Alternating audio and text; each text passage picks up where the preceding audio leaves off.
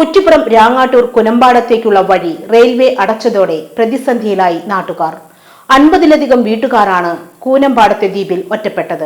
കുറ്റിപ്പുറം രാങ്ങാട്ടൂർ കൂനമ്പാടത്തേക്കുള്ള വഴിയാണ് റെയിൽവേ അടച്ചത്. ഇതോടെ 50-ലധികം വീട്ടുകാരാണ് കൂനമ്പാടത്തെ ദ്വീപിൽ ഒറ്റപ്പെട്ടത്. കൂനമ്പാടത്ത് നിന്ന് റെയിൽവേ ക്രോസ് ചെയ്ത് രാങ്ങാട്ടൂർ കമ്പനിപ്പടിയിലേക്ക് വരാനുള്ള നാട്ടുകാരുടെ ഏക മാർഗമാണ് റെയിൽവേ അധികൃതർ കൊട്ടിയടച്ചത്. നാട്ടുകാർ ഇതുവഴി ഇരുചക്ര വാഹനങ്ങൾ റെയിൽപാളം കടത്തിക്കൊണ്ടുപോകുന്നു എന്ന് ആരോപിച്ചാണ് റെയിൽവേയുടെ മുന്നറിയിപ്പില്ലാത്ത നടപടി. ബദൽ മാർഗങ്ങളായി കാൽനട യാത്രയ്ക്ക് പോലും വഴിയില്ലാതെ കൂനമ്പാടത്തെ നിവാസികൾ കടുത്ത പ്രതിസന്ധിയിലായിരിക്കുകയാണ്.